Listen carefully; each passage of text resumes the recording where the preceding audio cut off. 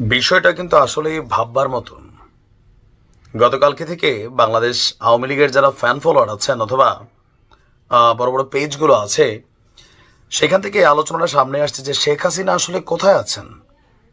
হঠাৎ করে কেন এই বিষয়টা আবারও আলোচনায় দেখেন। গেল পরশুদিন শেখ হাসিনা ফেসবুকে একটা লাইভ করেছেন ভারত থেকে। তিনি আপনার আওয়ামী লীগের বিভিন্ন জায়গার নেতাকর্মীদের সাথে নিয়ে সোশ্যাল মিডিয়া প্ল্যাটফর্মে বিভিন্ন বক্তব্য দিচ্ছেন।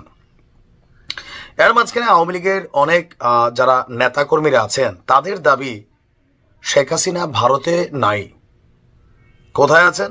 তিনি বাংলাদেশে আছেন।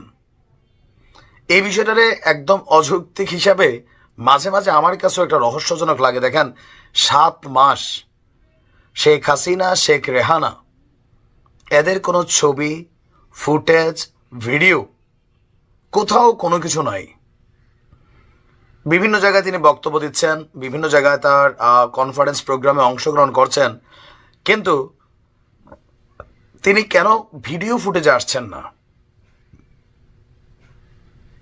বিষয়টা কেমন হবে যে ধরেন বাংলাদেশের কোথাও না কোথাও শেখ হাসিনা লুকিয়ে আছেন বা পলায়নরত আছেন। ওই দিন আমরা যেই হেলিকপ্টার করে শেখ হাসিনার যাইতে দেখছি, এই হেলিকপ্টার কিন্তু ইন্ডিয়াতে যায় নাই, খেয়াল আছে তো? এটা কিন্তু ওনারা ভারত নিয়ে যায় নাই। আমরা পরবর্তী দেখছি আর্মির একটা বিশেষ ফ্লাইটের আনাগোনা ঘটছে, ভারতের ইন্দোর না কোথায় একটা প্লেন গেছে, কিন্তু শেখ হাসিনার এই হেলিকপ্টারের ফুটেজ ছাড়া আর কোনো ফুটেজ কিন্তু নাই।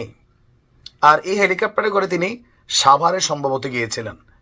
সাভারে যাওয়ার পর থেকে মুহূর্তের মধ্যেই শেখ হাসিনা ভারত পালাই গেছে, আমরা যেটা খবর পাইলাম।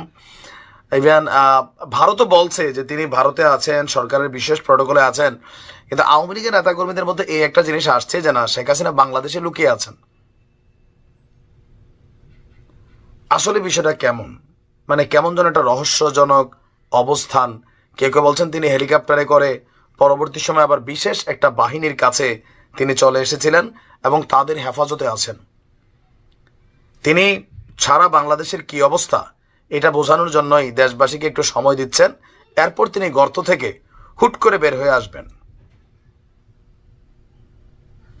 এই ক্যালকুলেশনটা একবারে উড়াই দেওয়ার মতনও না, আবার এটা বিশ্বাস করার মতনও না। কারণ ভারতের গণমাধ্যম, ভারতের যেই সরকার, তারা বিভিন্নভাবে বলেছে যে তিনি ভারতে অবস্থান করছেন, দিল্লির কোনো একটা বিশেষ জায়গায়। তো এখান থেকে নানান প্রশ্ন অনেকের মধ্যে, যে শেখ রেহানার তো সিটিজেন আছে আপনার ইউকের, তারপর ফিনল্যান্ডের, তো তিনি কেন আপনার যাচ্ছেন না? শেখ হাসিনা ঠিক আছে, বাট বাকি ফ্যামিলি মেম্বাররা কে কোথায় আছে? একদম জয় সারা সবাই এক ধরনের নিরুদ্দেশ হয়ে গেল, রাতারাতি গায়েব হয়ে গেল। এটা কি আদৌ সম্ভব? বাট আমার কাছে মনে হয় যে এটা আওয়ামী লীগের নেতাকর্মীদের থাকে না যে একটা স্বপ্ন বা ভরসা, যে মনে মনে নিজেদেরকে সান্ত্বনা দেওয়ার জন্য তারা হয়তো বা এরকম ভাবে, অথবা যারা বড় বড় নেতারা আছেন তারা বুঝাচ্ছেন ফেসবুক পোস্টের মাধ্যমে আওয়ামী লীগের নেতাকর্মীদেরকে উজ্জীবিত করার জন্য যে ভয়ের কিছু নাই, শেখ হাসিনা বাংলাদেশে আছেন, সময় সুযোগ বৈশা দিনেই গর্ত থেকে বের হবেন, তারপর আবার সিস্টেমে সব কিছু কন্ট্রোলিংয়ে নেবেন। এটা আমার কাছে প্রোপাগান্ডা ছাড়া বাস্তব ভিত্তিক মনে হয় না। 5% মনে হয়। কেন হয়? 7 মাস এত বড় একজন মানুষ সারা পৃথিবীর মানচিত্র থেকে উধাও, প্রযুক্তির হাত থেকে উধাও, কোথাও কোনো রকম অস্তিত্ব নাই। এটা 5% আমারও মনে হয়, বাট 95% মনে হয় এত পাগল না যে বাংলাদেশে অবস্থান করছেন। আর এতদিনে গোয়েন্দা সংস্থা বা সামহাও আওয়ামী লীগের একজন নেতা কোন বাড়িতে ঘুমায় এটাও পাবলিক গিয়ে মব জাস্টিস করে বের করে নিয়ে আসতে পারে। তো শেখ হাসিনার অবস্থান কি এটা প্রমাণিত হইতো না? হয়ে যেত।